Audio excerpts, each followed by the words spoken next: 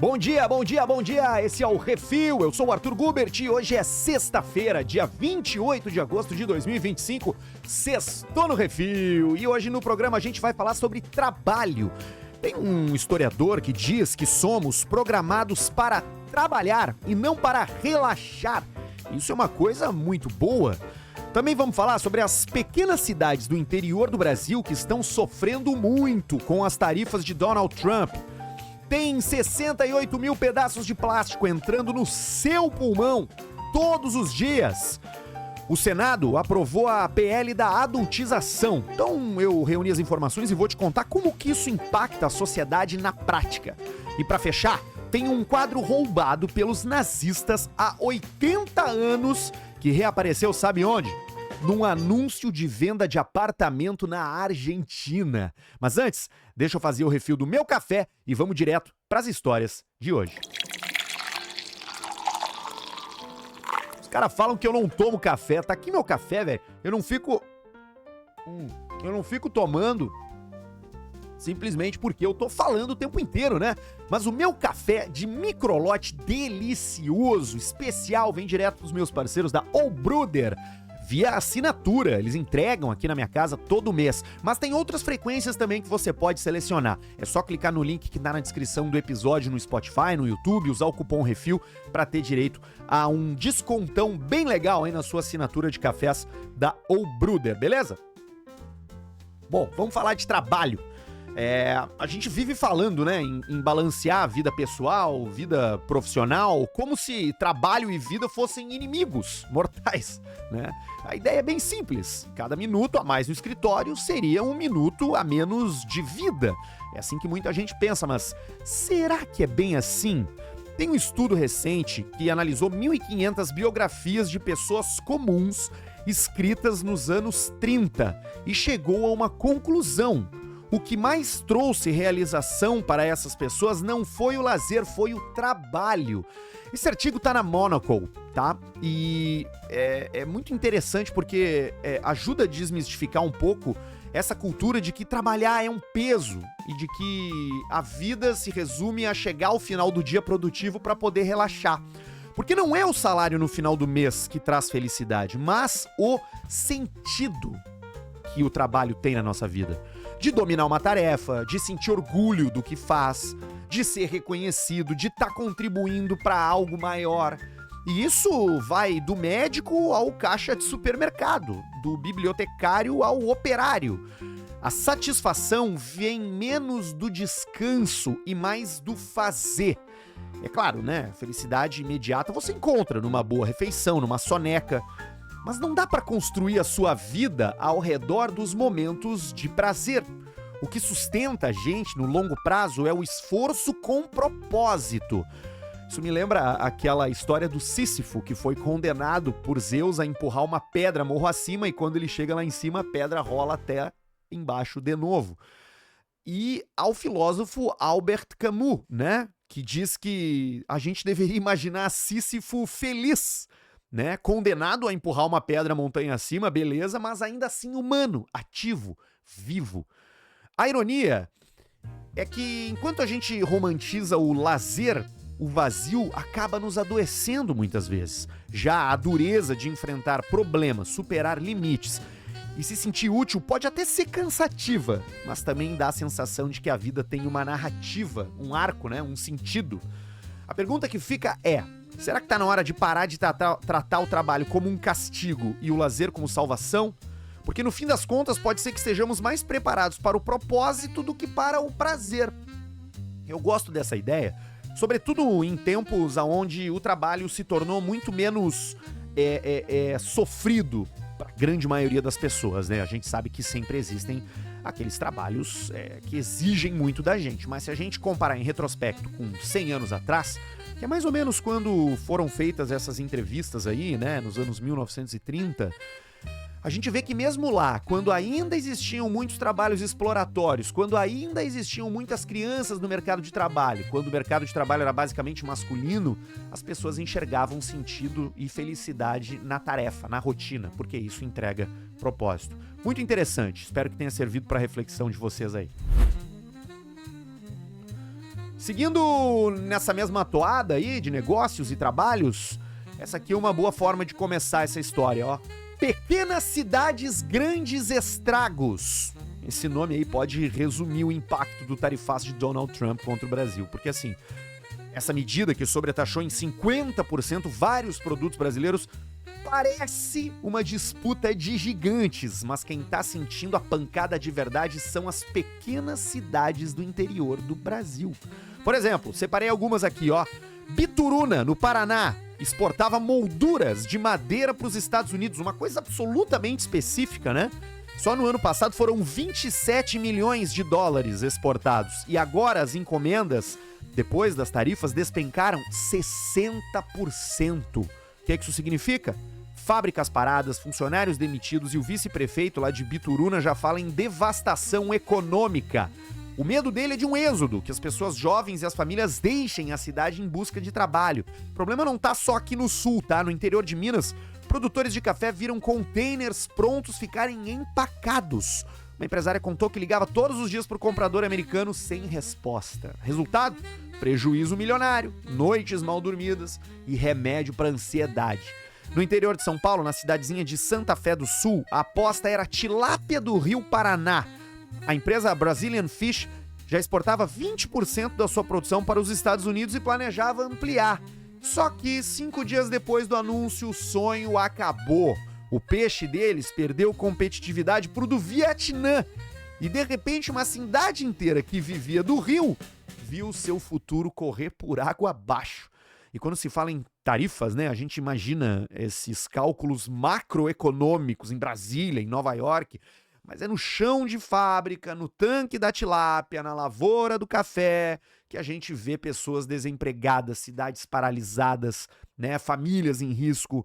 O Diese afirma que essas sobretaxas, se durarem 1 ano, vão fazer o Brasil perder mais de 700 mil empregos. Até que ponto as decisões tomadas em gabinete, né, distantes dessas cidadezinhas que tem aqui no nosso interior, podem redesenhar a vida desses lugares onde o tempo parece correr mais devagar, né? Porque a globalização é justamente isso. Perceber que o destino de um borracheiro em Bituruna, ou sei lá, de um cara que planta soja no interior do Rio Grande do Sul, pode depender de um decreto assinado pelo Donald Trump. Meus amigos, não existe mais pequena economia. Qualquer microprodução está ligado a uma cadeia muito maior e completamente globalizada. Essa daqui me pegou, tá? Deixa eu ver onde é que foi, qual é a fonte do microplástico. Essa daqui tá no The Guardian de hoje, que é aquele jornal inglês, né? Saca só que coisa bizarra. A cada respiração que você aí que tá me ouvindo, não importa onde você tá ouvindo, não interessa, cada respiração que você dá aí no seu ambiente, você tá inalando plástico. Não é metáfora, é real. Esse novo estudo, publicado na PLOS ONE, que é uma publicação científica, né? Calculou que um ser humano inspira até 68 mil partículas de microplástico por dia. São partículas tão pequenas que podem chegar ao pulmão, atravessam tecidos e entram na corrente sanguínea. Meu amigo, até pouco tempo a gente pensava que o maior risco era comer peixe contaminado ou beber água engarrafada, mas os cientistas descobriram que o ar dentro de casa, dentro do carro, pode ser ainda mais perigoso. Essas partículas aí, elas medem entre 1 e 10 micrômetros. É tipo assim, 1/7 da espessura de um fio de cabelo. São invisíveis, mas são presentes em tudo. Na roupa, no tapete, no painel do carro e até no simples ato de abrir a janela, você movimenta o ar, né? E isso faz com que esse pó de plástico comece a dançar na sua frente. E aí quando você inspira, ele entra pra dentro e aí não tem o que fazer mesmo. E não é exagero, tá? Esse ar de dentro dos carros, se você tá ouvindo aí o refil dentro do carro, o ar de dentro do carro chega a ter 4 vezes mais plástico que o ar dos apartamentos. Ou seja, tu tá aí ouvindo o refil, né? E tá aspirando plástico. E as consequências disso, vou te contar agora. Inflamações crônicas, aumento de problemas respiratórios, aumento de risco de câncer de pulmão, tem efeitos desconhecidos nos órgãos e até na gestação, porque esses microplásticos aí conseguem atravessar a placenta de uma gestante. E é impossível escapar totalmente, tá? Mas dá pra reduzir. Obviamente escolhendo materiais que não sejam de plástico, né? Madeira, metal, fibras naturais nas roupas, porque quando você lê ali na etiqueta, né, não sei quantos por cento poliéster. Poliéster é plástico, velho! Não é tecido. Então, prefira produtos mais puros, beleza? O carro aí já é mais difícil, né? Porque não tem muito o que fazer, ele é feito de plástico. Abrir a janela até pode ventilar, mas também pode trazer poeira plástica da rua pra dentro. Então, assim, não tem salvação, tá? O detalhe perturbador é que a gente vive 90% do tempo em ambientes fechados, que é o lugar onde a gente tá aspirando mais microplásticos ainda.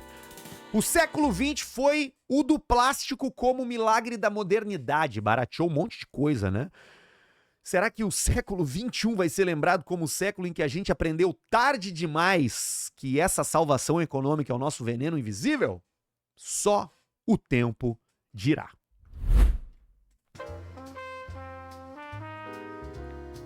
O Brasil acaba de dar um passo importante na proteção digital das crianças. O Senado aprovou a PL da adultização. O apelido que pegou, né, depois da denúncia feita pelo Felca e que agora segue para a sanção presidencial. Esse projeto cria regras para limitar a exposição de menores a conteúdos impróprios nas redes, né? Que é algo que a gente sabe que é bem importante e bastante necessário. E não é pouca coisa, tá? Porque ele inclui ainda redes sociais e jogos online. E vai atacar principalmente a exploração sexual, a violência, o assédio, jogos de azar e práticas publicitárias predatórias. Tudo isso entra na lista aí do que precisa ser combatido. E as plataformas digitais vão ter que agir, porque o texto do PL exige mecanismos confiáveis para verificar a idade dos usuários, reforça o papel do controle dos pais e obriga que contas de crianças estejam vinculadas a um responsável, tá? Além disso, cria uma autoridade autônoma, no molde dessa Autoridade Nacional de Proteção de Dados, né, que vai acabar fiscalizando o cumprimento dessa lei. E as punições são bem severas, saca só. De advertências a multas, que podem chegar a 10% do faturamento das empresas no Brasil ou até 50 milhões de reais. Em casos graves, a justiça pode, inclusive, suspender temporariamente as atividades da plataforma. E tudo isso ganhou força, obviamente, depois que o Felca mostrou num vídeo, né, que já tá com mais de 48 milhões de visualizações, como que os algoritmos das redes sociais estavam facilitando a comunicação entre pedófilos e promovendo a exposição dos menores. Essa denúncia virou pressão popular e pressão popular em política vira lei. E no caso dessa aí, com 3 semanas, um negócio que tava lá parado há um tempão acabou se tornando realidade. Um detalhe, né, é que mesmo com essas regras duras, o problema não se resolve só no Congresso. Porque a lei pode até frear a adultização digital, mas cabe, obviamente, à sociedade, principalmente às famílias, como eu já falei aqui nesse programa, assumir o papel da vigilância. Deixar o seu filho sozinho, deixar sua filha sozinha na internet, é a mesma coisa que largar ela no centro de São Paulo e ir embora. É a mesma coisa, ok? Ela não tá segura só porque tá dentro do quarto, em casa. A internet sempre foi vendida como terra de ninguém, né? Especialmente pra quem tem a minha idade, 30, 35 anos. Porque a gente começou numa internet sem regras. Mas vamos lá, tá na hora de aceitar que quando se trata de crianças, a gente precisa sim de regras e precisa punir as empresas que não respeitam e que, mais importante do que não respeitam, não colaboram com aquilo que é obviamente benéfico para a molecada, ok? Chegou desse discurso aí de porque isso é censura, não sei o quê. Beleza, tem excessos, eu sei que tem, a gente não pode impedir as pessoas de falarem o que quiserem, de agirem da maneira que quiserem. Agora, não existe desculpa para facilitar a sexualização e a exploração de crianças, beleza? Essa é a posição editorial do Refil. Até troquei a trilha aqui, porque falar do seguinte, essa história é mais uma daquelas, né? Um quadro pode carregar não só tinta e tela, mas também história de um século inteiro. E foi o que aconteceu com o Retrato de Dama, pintado pelo italiano Giuseppe Ghislandi no século XVII. Essa obra aí foi uma das muitas roubadas na Europa, né? Especificamente em Amsterdã pelos nazistas, há mais de 80 anos, lá na Segunda Guerra Mundial. E ela reapareceu, sabe aonde, velho? num site de uma imobiliária argentina. O fato de ser na Argentina não impressiona tanto, né? Muitos nazistas fugiram pra Argentina.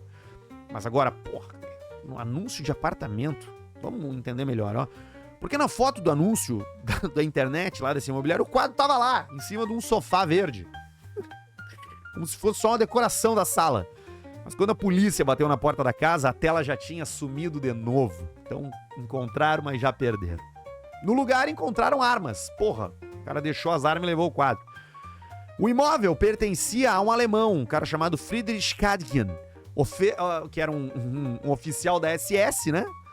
E assessor do Hermann Göring. Fugiu pra Argentina no final do pós-guerra e acabou ficando mais rico ainda como negociante de arte roubada. O dono original da obra, o cara de quem foi subtraída essa tela, era o marchand judeu Jacques Goldsticker, que morreu tentando escapar dos nazistas e a sua coleção de mais de 1000 peças foi tomada. Parte foi recuperada e tá no Rijksmuseum lá em Amsterdã, mas outras, como esse retrato aí, ficaram escondidas em mansões privadas atravessando gerações. E agora, os investigadores holandeses confirmaram pelas fotos que não tem dúvida que essa aí é a peça original desaparecida.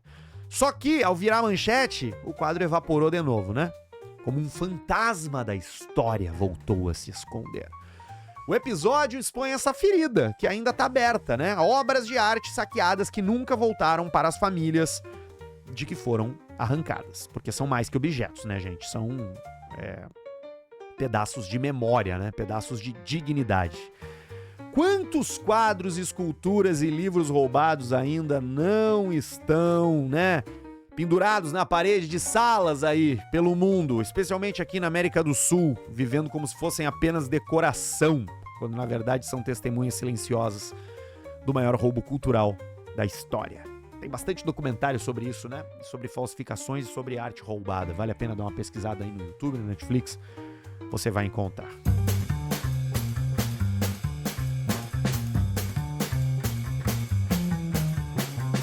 Muito bem, fechamos mais uma semana. Espero que o Refil tenha feito parte do seu dia aí hoje, mas também na segunda, na terça, na quarta, na quinta.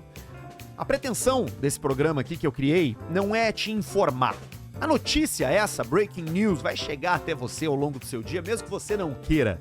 O Refil é um update diário no seu repertório, pra te dar assunto, pra te tornar uma pessoa mais interessante, pra você ter conversa no grupo da família, no trabalho, na hora do almoço, no date, por que não? E pra trocar ideia com seus filhos, porque eu sei que muita gente ouve com as crianças, né, indo pra escola. De segunda a sexta às 6 da manhã. E, em qualquer outro horário, você encontra os cortes no Instagram, @refilpodcasts. Você pode, inclusive, se inscrever no canal do YouTube para ver esse programa em HD na sala de casa ou no smartphone. E também no Spotify, onde você segue e compartilha. Eu tô adorando fazer. Em setembro tem novidades que eu vou falar muito em breve, porque o programa vai ficar maior, vai trazer mais assuntos e eu espero que todo mundo siga escutando. A gente volta na segunda-feira. E se você perdeu algum episódio essa semana, vale a pena recuperar, tá? Eles não ficam velhos assim tão rápido.